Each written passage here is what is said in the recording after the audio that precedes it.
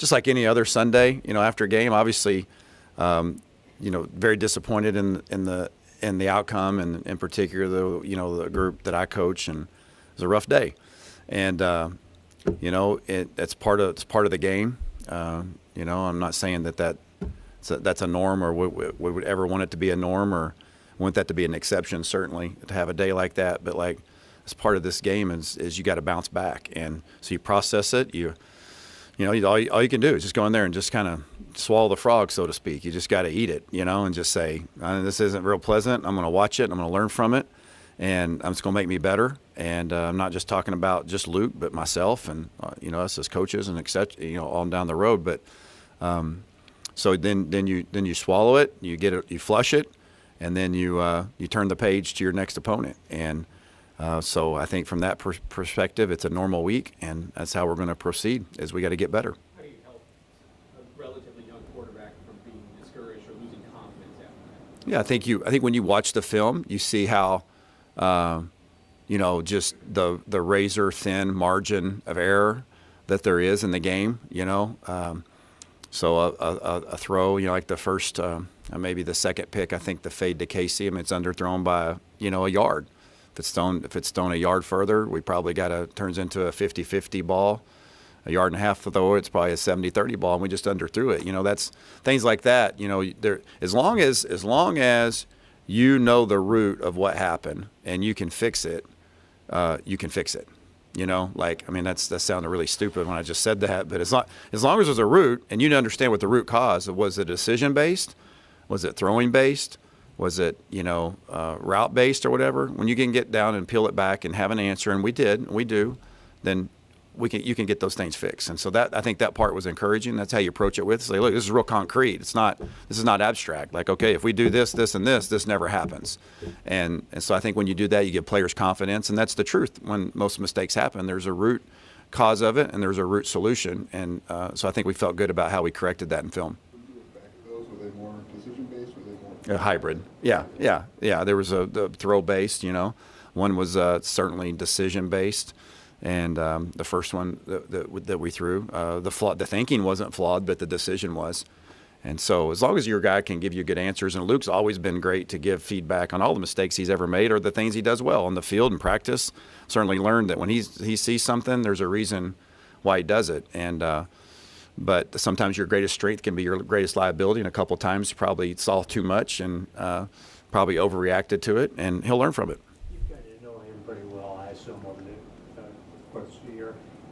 Are you seeing the kind of guy that will bounce back from this one? Do you play based on what you've seen from him in the past? Listen, I haven't asked him this, and but I would assume there's been some game in his past, whether it be junior high or high school or a scrimmage or something, where it's been a really bad day. And if he hadn't already have that, then he had one Saturday, but I would assume he's had days like that and moments like that where he felt like he didn't play his best and really was disappointed in how he played. And so I think he probably now he hasn't done that probably in a magnitude of this environment, but it's all the same on a relative scale. And so I'm confident that any quarterback has had a rough day. They know that they can bounce back, and we're certainly confident that he will. And I know Luke feels that way as well. It seems like through the first three games, the score and the flow of the game have kind of dictated things to you. How do you get to a place where you're executing the game plan that you envisioned going into the game? We have to execute more consistently. That's what we have to do. We have to stay on the field longer. We have to move the ball and sustain drives, and we're not doing that right now. And we're going into Game 4 now, and I think it's really important that very quickly we establish a little bit clear identity of who we are and what we are. Right now we don't have that in a real clear sense. We've put some nice plays together and had some nice drives, but all 3 games in and out, we haven't been near consistent enough establishing and playing the way that we want to play, and that's to no fault other than our own. And we play some good defenses and some good defensive coaches that have good calls and put stress on us, but we've got to establish a clear identity as we get going down here, going into Week 4. What do you think that is? Well, I think we've certainly identified what our strengths and weaknesses are. I think the line move that we made last week, I think will help solidify kind of take another step forward. You know, we did that, you know, that move or whatever. You know, you wouldn't expect that to wave a magic wand and all of a sudden guys feel super comfortable in the new positions they're in. I thought they handled it pretty well, all in all, for the short turnaround that they did with the moving in positions. And so I know our identity needs to be and will be here, that we got to be more effective in running the football and be more balanced, and got to take care of the ball, have early down success. That doesn't mean we got to be more conservative, but we have to be we have to establish our identity just a little bit clearer. And it's been in bits and pieces. It's been flashes, but we have yet to put a game together that looks like and feels like the game that we want it to look like, as far as playing with a good amount of pace, but also injecting, you know, shifts, movements, emotions, and being balanced in our run and our pass concepts. Time and score play a big role, but how do you know when the right time is to maybe go to John in a game like Saturday versus let Luke have another drive or two?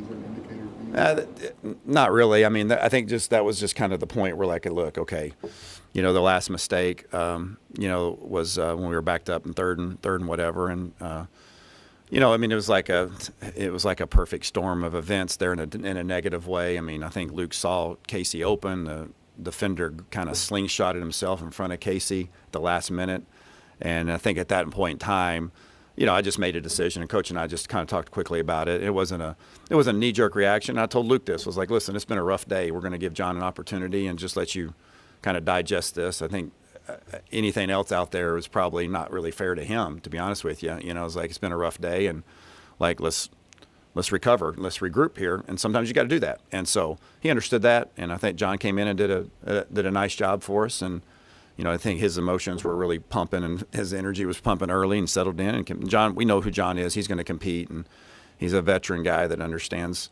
football very well. But you know, I'm truly, and I mean this, I'm truly excited about the opportunity to bounce back. And you know, you only get so many of these opportunities during the season, and I'm excited to help Luke and our football team offensively bounce back. It'll be a great challenge. I got a great deal of respect. I was familiar with FAU when I was in the conference, you know, before, and obviously it's a new coaching staff with Coach Herman, but I know his background and the way they play and the athletes that they play with. It'll be a great challenge, but I'm excited about embracing this opportunity. You know, that one's come and gone. That one's behind us, and so all you can do is look forward to what's ahead. What does jump out at you about the FAU defense? Speed. That's one thing I remember very clearly. Their back end, their speed, they're talented, quick and fast. I thought probably in that league that I came from, a Conference USA, they were probably the fastest, twitchiest defensive that we had played against during the time that I was there. I guess in terms of establishing the run, does that mean maybe leaning more on Reggie, who's shown some good stuff in 3 weeks, or trying Caden and Hayden more? Like, what's the... Yeah, I think it's all that. I think Reggie established himself, his consistency. I thought he performed really well on Saturday and ran really hard and did a really nice job. And so we got to have all those guys. I mean, for us to be able to run, it's got to be a by committee. You know, we need. We need more from those other guys. Opportunity. I think Caden flashed and did well. Aiden as well. So I think there's room for all of those guys. I know that's certainly Thad and I. We've talked about that. Coach B. We want all those guys involved to some degree, and we need Josh to have a good week this week. And but Reggie certainly did a nice job in the last week and improved, his consistency and his reliability. What did you see from younger guys that got in later in the game or even during the game? And Malik played a little bit more. Yeah, Malik. Yeah. There was a lot of young guys that played. You know, it was great to see Malik make his first play, and I think he had 2 catches during the game. And Canary got in there and caught a ball. Ashton had a huge moment in the game. You know, so I think that's really encouraging for just the depth of our room as far as the receivers go. I mean, Aiden presented himself, made a nice catch in the open field. Caden ran hard. He's heavy. He's thick now. He falls forward, but he's also not a slug. He can move. He's got some quick twitch to him. So I think we got a good bunch of young guys that have injected themselves and took advantage of their opportunity, and we'll go back to work this week, continue to grow, get more familiar with the system and the roles that we're asking them to have.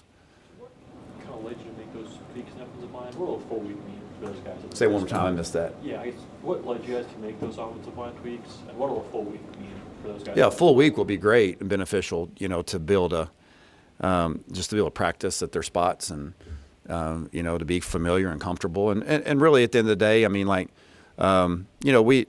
always trying to figure out what our best lineup is at every position. And just, after watching you're going through the first couple of weeks, and we just played our whole goal offensively and coaching staff in general on all sides of the ball in all phases is to you want to minimize your weaknesses and maximize your strengths, and so we're just trying to piecemeal that together the best we felt that was best for our football team. And Isaiah has played tackle, and Julian has played tackle, and Zai played tackle all spring in camp, did a nice job there. But Zai also has a whole year of banked reps at guard, and so we thought that would be a way to maximize who we were, is to make those switches.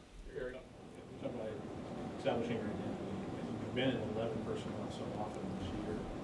How do you feel about 12 personnel and having to make that extra tight end on the field? Yeah, sure. We were in 12 a little bit the other day, and again, probably got a little skewed through some of these games because of, especially the first two. That's all.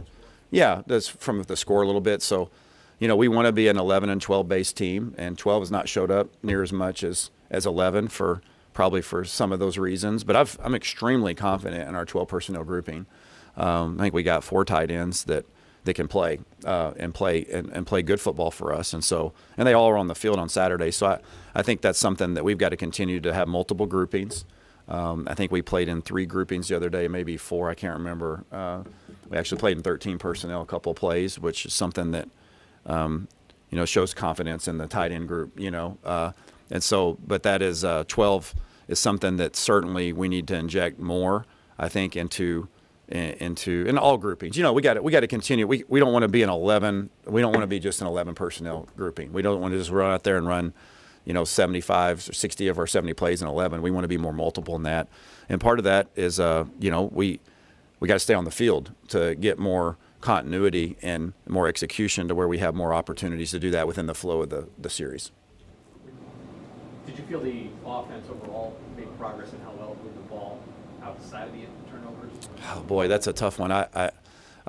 There's so much tarnishes, to turn the ball over that much is just obviously not acceptable. And, it kind of just, it's hard to peel that back. There was moments, yes, there were moments that we were moving the football. And Penn State's got a really good defense, athletic, twitchy, and fast, and faster than what we had seen, up until that. And so I think some of that caused some of the disruption. But there certainly was. You don't want to sound like a broken record in front of our team.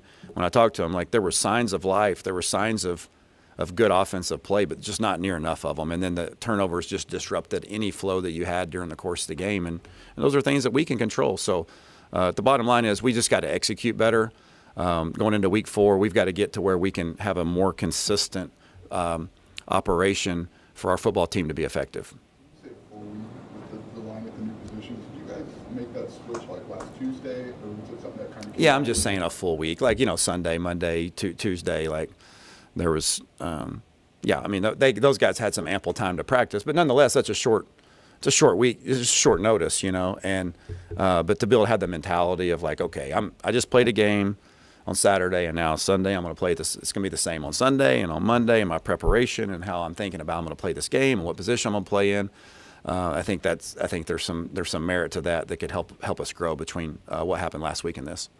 How do you decide when to use Jordan as sort of that 6-man offensive lineman? It's felt like he gave you some good stuff. Yeah, we love Jordan. He's so consistent, and he played a lot of football for us last year, I think. So if the way we played the other day, we had Geske and Zai at guards, and Jordan was the swing man interiorly at all 3 of those positions, right? So center, guard, and just I think Bart just goes on feel of when it's Jordan, does Zai need a rest? Does Geske potentially need a rest? And so that's kind of what happened last year was Zai and Jordan played a lot at that spot together and rotated, and I think that's a positive thing for Jordan to build somebody we trust and value, his consistency and his demeanor. We have full confidence in him to play any of those positions. So I don't know if it's more of okay, we're trying to mitigate some of the reps for the other guys. We don't want them to play a full 75-play game or 70-play game. So we know ahead of time we're going to rotate Jordan in the 3rd series or the 4th series to help mitigate some of those reps. Okay, appreciate everybody.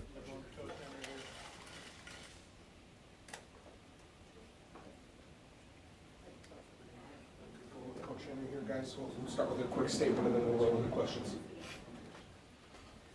How you guys doing today? Hope all is going well. I think, right, the expectation is to win ball games at the end of the day, and obviously it didn't fall in our favor. You know, I'm sure there's going to be questions about situations we were put in, and I could care less about that.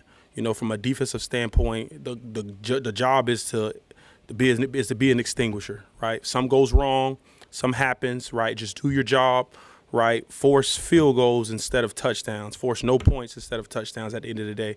I did think the guys came out with good energy. I thought we were a lot cleaner, and obviously in the penalty department, it's magical things that can happen when you don't have personal fouls after plays and you give yourselves a chance. Obviously, it wasn't good enough for us to win, and so it's always back to the lab every single day. But everything we want is still ahead of us. And so although it's been a lot of growth through these 3 games, the goal is to continue to grow as we start off and play FAU this week. Any questions? What was so improved about the ability to stop the run in this game? I think guys just doing their job and their assignment and nothing more than that.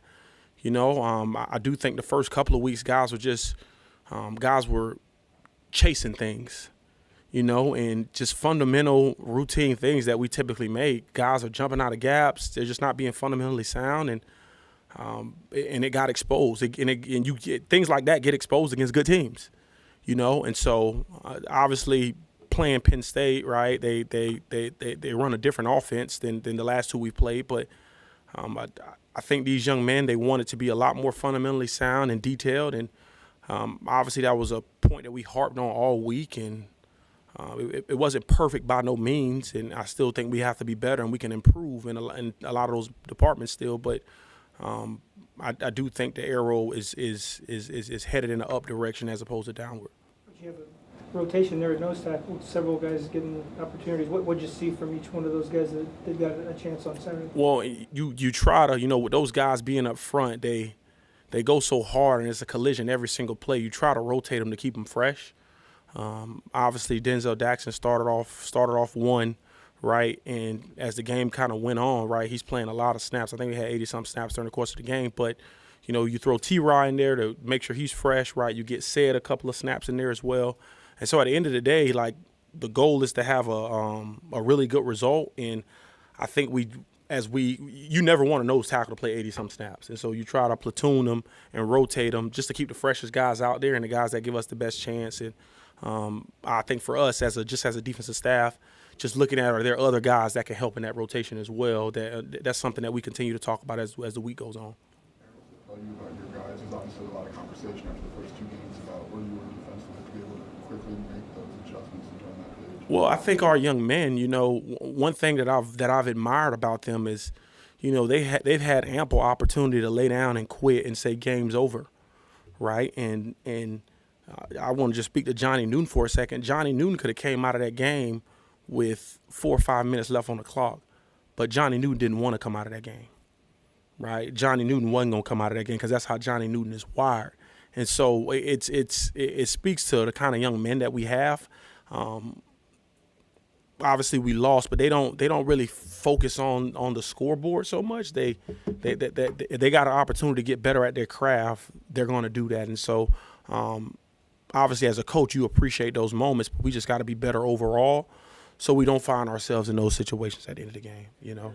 You remember the heart, so you know everything that Bailey did in the back of Yeah. the field. Snap number 1 is laying on the ground. Yeah. Did you have beyond the football coach, a human reaction of, I can't believe this? 100%, right? The first thing that starts going through my head was, did I protect him enough as a coach?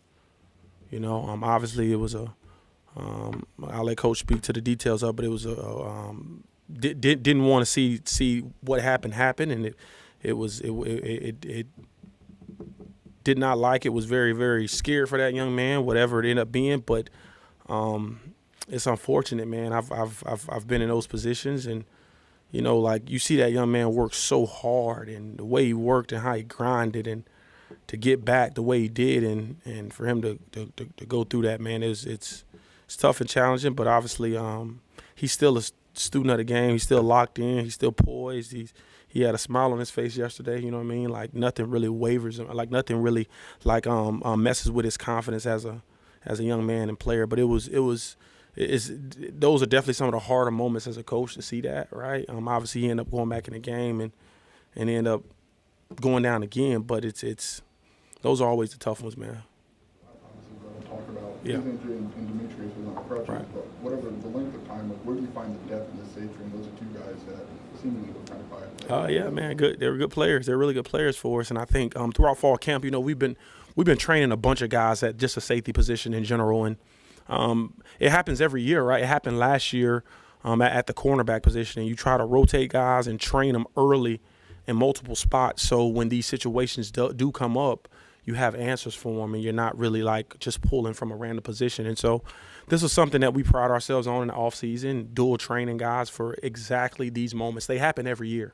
Every year they happen. Every year I've been in this profession, they've happened in some capacity, whether it's up front or on the back end, whether it's on the offensive side of the ball or not. Like it happens at every position. And so this year, right now, it's just so be it's the back end. And, I think we got some guys that are more than capable enough and ready to fulfill those spots. What style of offense do you see from FAU on film and some of the challenges that they'll present to you? Yeah, they got some very, very, very dynamic skill guys, man, and they do a really good job at getting the ball to them on the perimeter. They have a running back that's hard-nosed. He runs downhill. I mean, it goes without saying, right? Like, they got Florida speed on that roster, right? They got dudes who in open space can make you miss, right? I don't care if they're playing against the best of the best or anybody. Like, they have players on that roster who can change the game with the ball in their hands. And so I think they do a really good job offensively by getting their playmakers the ball. Sometimes you have teams who have playmakers, and that dude may not get the ball to the second, third, fourth quarter. You know what I mean? Like, as opposed to getting it to them early. And they do a really, really good job at trying to get their playmakers the ball early and establish something with them and then just putting them in space, right? Those guys are really, really hard to tackle in space. It's going to be very important for us, obviously, gang tackling this week and running to the football. But I think they do a really good job at making you play 11 on 11 football. You know how good Johnny Newton is. Yeah. But when he plays that way, what does that mean for your team? That is the heart and soul of how we want to be identified when Johnny Newton plays the way he played on Saturday. Johnny is a very, very special player, and it obviously goes without saying. Like you guys see that, but that's how that kid works. That's how that young man works. Like, he don't have an off button, and what's crazy is he gets stronger the longer the game goes, and I've never seen nothing like it up front. We actually did an off-season study. Like a lot of interior D linemen get tired as the game goes on. He actually gets stronger, which is crazy to think about. But as he continues to play that way, we're gonna have a chance to win every football game. Obviously Johnny's a captain for us, he's a leader for us, and we need Johnny to show up like that every single weekend. How have you seen Alec Bryant progress? We've seen him make some more plays. What stands out to you about him? Oh, Alec Bryant, he's probably one of the most consistent guys, man. He just does everything right. He's in the right spot. He puts himself in the right position daily, and I think that's just I think a lot of that is attributed to the guy that's coaching him and Coach Bullen, and just to his pride in wanting to be better than he was the year before. He's had I think just from a performance standpoint, he's been really clean.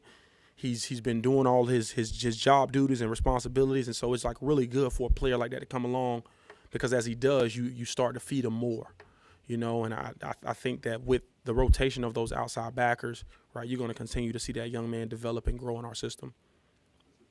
Clayton Oshue stepped in when Matt was out, and obviously Matt comes back in, and maybe Clayton has a bigger chance. So what's that tell you about him? Yeah. Obviously, it goes without saying, right? Clayton is a jack of all trades guy, man. Clayton, probably one of the more smarter players I've been around. He is very, very highly intelligent, and so for him to, he was at one drive he was at boundary safety, another one he was at the star position, and the kid knows it all, right? Like, he's very, very intelligent, and for him to pop in and out when Bailey went down it was vital for us. But we dual train Clayton in the offseason for these kind of moments, right? You don't want to find yourself in a position to where, right, you got a really good player, a player as talented as Clayton, not being on the field because he doesn't understand something. And so you just try to dual train them, right? You try to dual train a couple of those guys in the cardio. You got some on the cardio out there, just so that they understand the position and what we want out of that position. So if a guy does go down, right, there's not a scramble for trying to train a new guy, but a guy that's kind of he probably already knows it, maybe not to the extent that Bailey knew it, just because he's had a lot of reps at it in the past, and so it's just continue to push those guys daily, and I think with what we do, I think we make it easier than probably what most teams would see, in terms of what we run and how we run our defense. And so I think that allows our guys to play a little faster. Is there something we can do in practice or a focus about getting more takeaways? Is that something you're focusing on? Yeah, I think obviously you got to emphasize that. We emphasize it every practice, and I think every game is a tad bit different. You would like a takeaway or multiple takeaways every game, and I think it also depends on, like, some young men are a little more wired to it than others. Like obviously last year we had a bunch of them, right? And I think that was a culmination of the quarterback being hit, but that was also a culmination of have really good players too, right? Like got really good guys on the back end, older, experienced guys who punched at the ball a lot more, and so we just continue to emphasize that. We probably turned up our tackling and takeaway circuit a lot more this year than we've ever have. It's like when you don't emphasize it, that's when they start doing it. You know what I'm saying? Like as many takeaways we had last year, we ain't emphasize it that much, I promise you, and they were obviously happening. And so we're going to continue to emphasize it, and they typically come in groups of 3. That's when the takeaways start to come. But you try to just show them clips of opportunities to get those takeaways and like visually show them so they can pull from those and try to put them in the best position when plays do happen and quarterbacks got the ball exposed. And I know we had a couple of them on the quarterback, a couple of chances on the quarterback to punch the ball out, and we just missed those opportunities. So just continuing to show them the film and in hopes they learn from it in order to give ourselves the opportunity to take the ball away. FAU quarterback Casey Thompson has a torn ACL when not playing. It's in-game adjustments when you see a backup quarterback that may not have a lot of film on this year in this scheme, something that you anticipate would be a big key. Yeah, I think when it happens in game, I typically watch the backup quarterback every week just for situations like this. Obviously, we have a couple days in advance to kind of prepare for the backup, so we know a little more about him, having a couple days to prepare for him.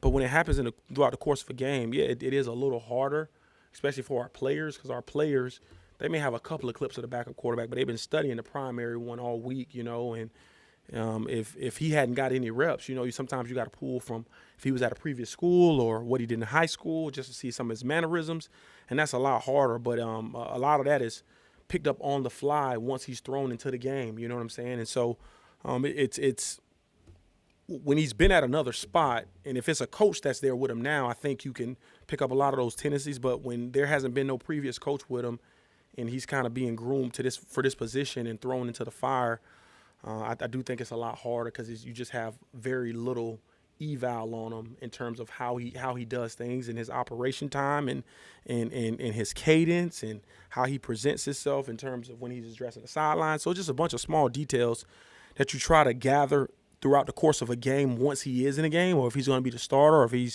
if it's a game time decision, But I think with us having a couple of days in advance, obviously there'll be a lot more focus put on him because we end up just getting this news an hour ago.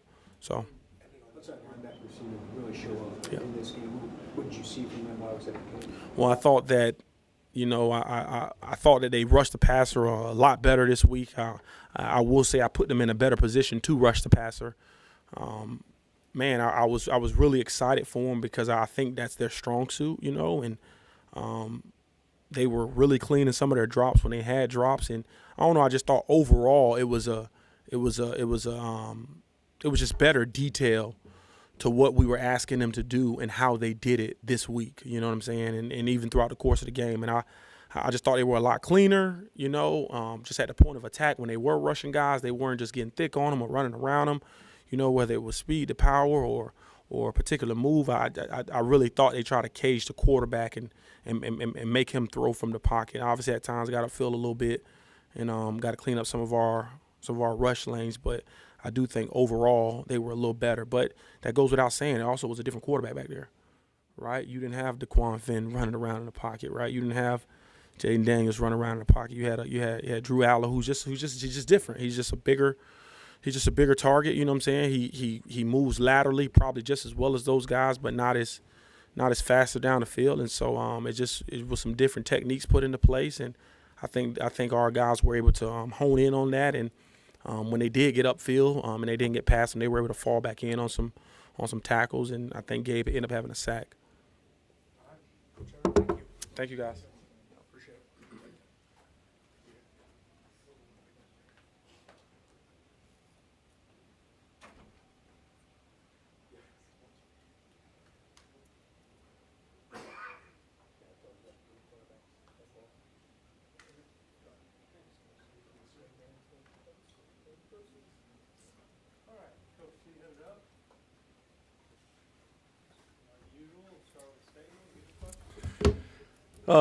Yeah, so unfortunately, we do have 3 guys this week getting surgery, so our thoughts are with them. Jordan Anderson, he was actually scheduled a couple weeks ago, but had an illness, delayed that, so he'll have surgery. And then also Demetrius Hill tore his ACL last week, so he'll have surgery this week. And unfortunately, after test on Sunday morning, Matt Bailey dislocated his shoulder, but also had some structural damage in there as well. So he'll have surgery this week and be out for the season. So unfortunate for those guys, but I did think that, on Saturday, several different occasions, there was Isaiah Adams got knocked out of the game for a minute. Hunter Whiteneck went in there and did a nice job, did some things. And then a couple of the guys at other positions. We got a lot of wide receivers in the game that we hadn't been able to get in at that point. Our 2 young running backs, a couple defensive players. You saw Ashton Hollins make a big play, obviously Malik Elzy. So some positives that came out of a negative situation was some guys got some reps and continued to be pretty impressive what we saw during practice. So excited for that. I think offensively, obviously the big question will be at quarterback, how Luke responds and comes back is going to be awesome. I think the part that I called him on Saturday night, let him know where I was at and how he was feeling. I think Sunday was a tough day for everybody, right? But to get a chance to turn our preparation into another quality non-conference opponent, I think is going to get everybody's attention and focus on that. So I like the demeanor we were in Sunday. Obviously today's a day off, but we'll know a lot about tomorrow on Tuesday's practice. FAU, obviously, the situation that happened at Clemson, the game got away, got an early pick. Obviously their quarterback got injured. That got confirmed today, right? So now they're playing with their starting quarterback, which we assume will be for us this week. But just the week before, right, they lost a tough game to Ohio, and Ohio, you saw what they did this week against Iowa State. So this is a very good football team, one that's got a lot of speed on the field, very well coached. Obviously, the coaches are in the beginning phase of their career there, so those guys are getting their feet wet. But they obviously were at Clemson last week, so they're not going to be intimidated or anything along the lines of walking into our stadium. So excited for the work week in front of us and see where we can go. With that, open up for questions. Brett, the same thing I asked Aaron. You know how hard Matt Bailey worked this winter and summer to get on the field, and the first play of the game, he just laying on the ground. As a human being, you just had to go. Well, yeah, twofold. That one play he had was really good. They ran a quick toss in the boundary, and he came up and supported, and I brought him in yesterday after it was confirmed. He and I had a moment. He'd been through a lot just to get to that point, right, just the setbacks he had. And over there near the boundary, he kind of just put his left hand out, and then everything kind of piled on top of him. And he did get enough strength to go back in, but what the x-rays found out and some things, there was some things that he could – sometimes guys will have these type of moments and can play with it, but his injury was one that he won't be able to do that. So that's why we – obviously, waste no time, no decision to get the surgery done as fast as he can. He'll look at probably about a 6-month rehab for that. But yeah, literally, he's in my meeting.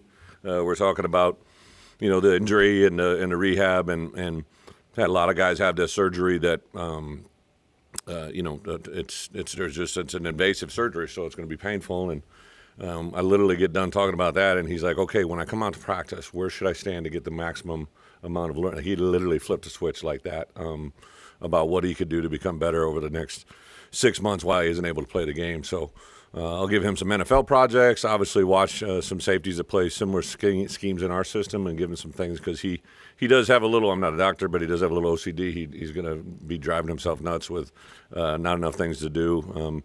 Classic example, right? So Saturday, I get done with the media, come up to my office, we have some recruits, and then I'm coming back down the stairs to get to our car with my wife and my daughter, and I see Matt Bailey walk out, and he's got like, a group of 15 people. I didn't know if they're all with him or who it was, but it was an entire church group from Moline had come to watch him.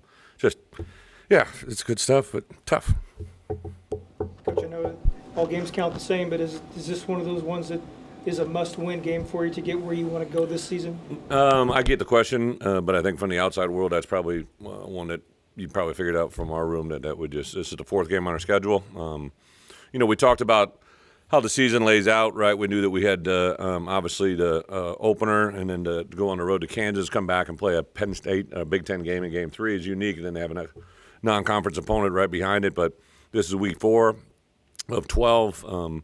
It's the last game that we have before we enter into 8 games straight of Big Ten play. So I think that's the only thing our guys will see it as, but they'll respect all, fear none, and get excited to play them in the scheme. And again, I don't have to go any further back than to see the way they played, especially in the second half against Clemson, and then also the Ohio U game in particular. You guys as coaches to help Luke quickly rebound, turn the page. Yes, but I think Luke has to process it, right? Like one of the things that we say all the time in our building, right? Adversity is going to strike, and you learn more from yourself during moments of adversity than you do in moments of success. And I think after that first game, everybody's like, whoa, right? And then even though we didn't do the things that we want to do at Kansas, he had that long run, so everybody's thinking all this, right? So for a starting quarterback, I literally Googled on my own Saturday night college and NFL quarterbacks that have thrown 4-game interceptions and 4-in-a-game interceptions, and the list is incredibly long, right? So, it happens. It's happened in the past, and my guess it's probably going to happen in the future. I just hope it doesn't happen to him again. And I think the parts that you have to take into account, like there were definitely reasons to those throws, right, and what they had and what occurred. I was obviously vented a little bit after the game. There was a number of plays I've turned in very frustrating. Literally the first play on defense had a little bit of a situation 50 yards away from the ball. On that touchdown drive when we got going, they had a player to literally dive and hit him right at the kneecaps, which, from where I sit, I wanted to have that called, and that kind of gets in your mind a little bit, right? And we were obviously having some pressure in his face. I think we got to clean that up. So I think not everybody was just saying it's Luke. I think a lot of guys were doing, what can I do to help Luke?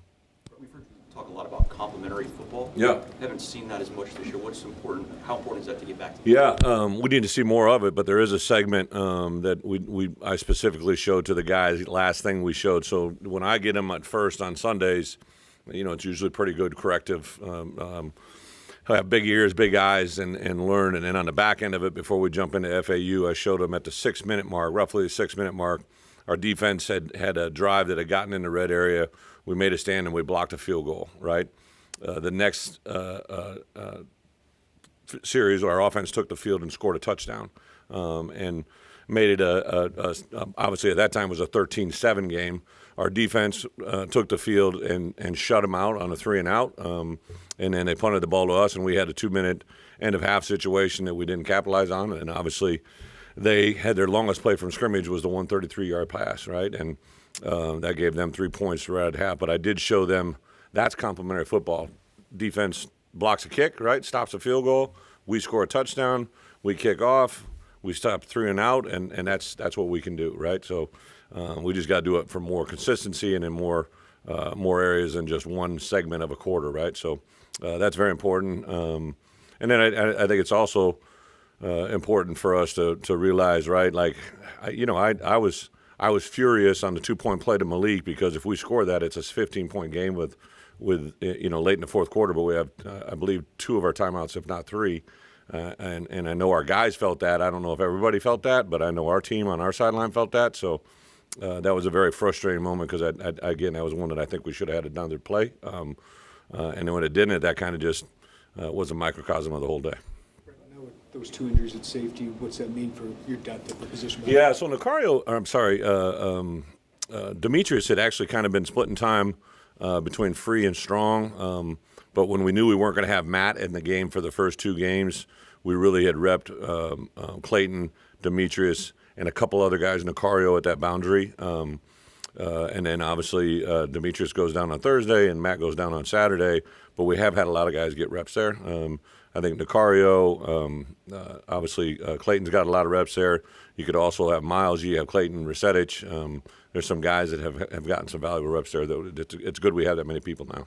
Coach, you know, a lot of other people have talked about Luke Altmaier for his toughness. Talked about, you've said that kind of all year since you got to drum. Is that recovering from this, come back from this, is that part of that? Part of toughness? Yeah, I think probably anything I had said at this point was the physicality, right? Like he's a pretty tough kid, but I think he's a mentally tough kid. You know, I don't think it's any secret to you guys have been around. Luke is a tremendous man of faith, right? And I think he knows the power and strength in him comes from outside of him, right? Like, and I think he'll lean on that right now more than anything.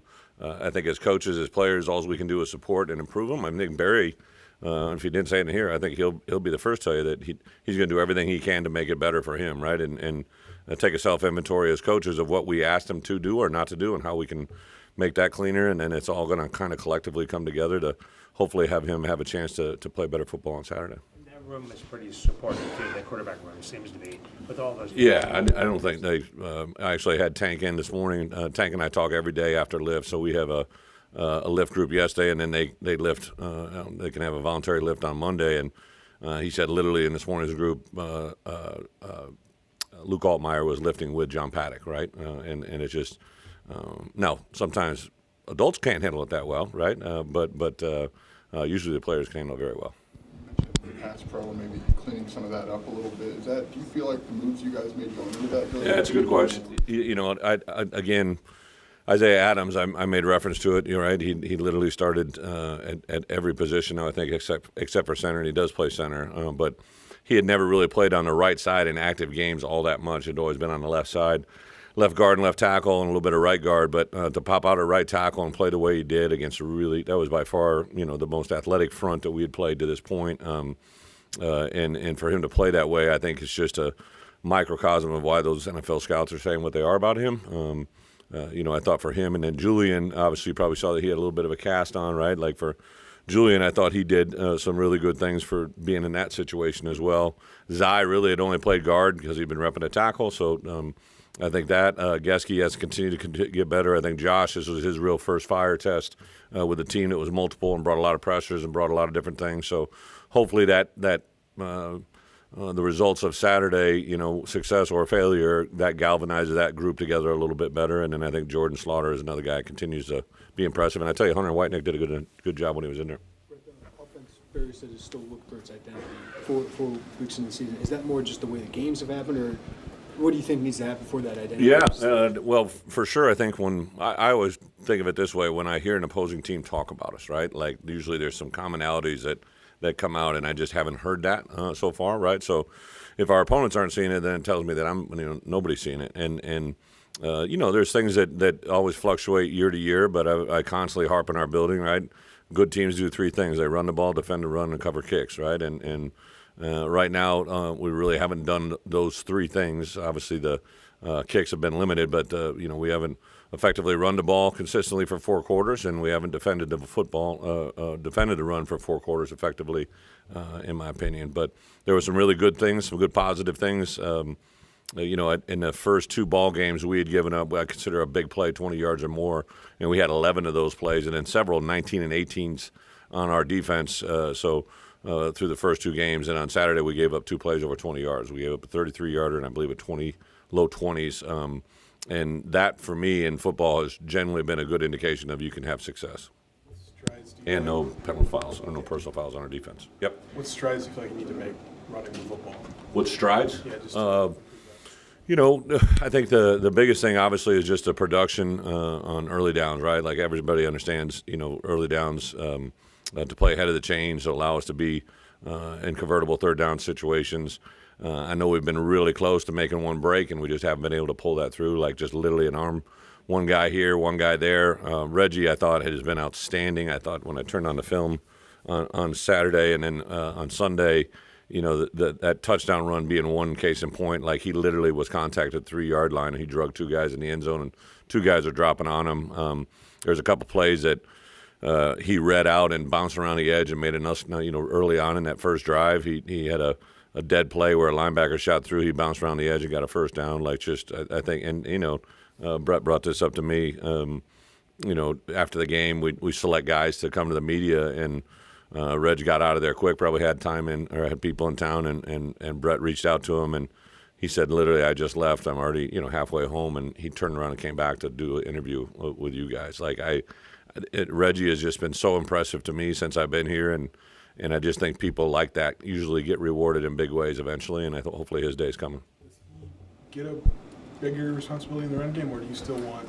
Well, I think it's still a work in progress, but yeah, absolutely. I mean, anytime you show, not just your teammates, but your coaches, your abilities, right? I think that should increase, and we definitely. He started every game for a reason, right? Like he definitely has done that. He's probably played the most. Not probably. He has had the most snaps, right? The first two games, kind of how it played out, skewed that ball in the third and fourth quarter, and then obviously this past weekend, once the 2-point failed against Malik, now we're in strictly 2-point mode or 2-minute offense the whole way. How was Caden Fade just handled just the volume of more reps, and what could that mean for him? Yeah, I think he was excited last week. One of the things we talk about with players, right, when we had a couple things designed to get him in the game, and I just said to him, I don't need half of Arthur knowing that we're going to play. So he goes, no, Coach, I haven't told anybody, even my mom, right? So I think he gets it, he understands it, and I think the part that's really fun for us with him and Aiden and Caden are both kind of uniquely different, but both of them have a really good skill set that I think, Aiden now is 2 games in a row now has kind of made a guy miss in space, and you're excited about what he does because you can see the confidence grow in both those guys, and they're always together. It seems like and special teams, especially on kick return, been a little more aggressive in running the ball out. What do you like about the? Yeah, well, again, Pat started off back there for us, and then Aiden had a nice, so we were kind of giving him some things. We really wanted to, we were trying to hit a counter return to the wide side of the field, and unfortunately, one of the probably the hardest plays to simulate in football really is kickoff return, right? Just having the athletes that come down the speed and intensity they have, and obviously Penn State has a lot of depth, so it was blocked up nicely, except for one guy knifed through the middle of the formation. We got to have some ways to either clean that up or give that guy assistance. But Dish has been very impressive to me. We got the return game finally going in the punt game as well, and I think that brings a dynamic aspect to not just your team, but also just from an energy standpoint. If it makes a good play. What's it like for you to watch Johnny Newton? Like when you watch his film, the other day, like what? If I think that first play is kind of a microcosm of our entire season at this point on defense. They get a little bunch set on the boundary. They run a crack. They come down on Gabe, and Johnny probably recognizes that it's a pull by his guard, and the tackle's got him blocking down him. He's literally across his face before the ball carrier's got the ball in his hands. And what I've learned in defensive football, coaching the defensive line, those instinctive players see things before the snap, and he was onto something there, right? It's the first snap of the game. It's not like he heard a call or like he just recognized back was to my side, condensed split, and I think that's what popped it out. And then he's really the one that he came over top, and then destroyed the play, right? There's some early down pass rushes that he just gets vertical in a hurry. Keith, I give a lot of attention to Keith, too. Keith had a pretty significant bruise, and he struggled during the week and stayed with it, and he's been a very productive player through those 3 games, and I think that's what we got to have is our best players got to play well in every game, and those guys have been a good example of that through the last 2 games for sure. Caleb was able to get some touchbacks. Was it more schematic that you saw something, or was he dealing with something that would have? No, I think the first one, the first half, just wasn't a well hit. I think he'd be the first to tell you, and then coming out of the halftime, the wind had switched and was going that way, so we kicked with the wind. I wanted to be aggressive out of the start of the second half, and obviously that one was a mishit to our right. So yeah, but also we have David. Literally, if there was another one, I was going to put David in on the kickoff. So I think competition brings the best out of people. And then the one thing I'd known about Caleb, there's a game last year where I was a little shaky, and he came back stronger than ever after. So I would expect Caleb to be at his best this point forward.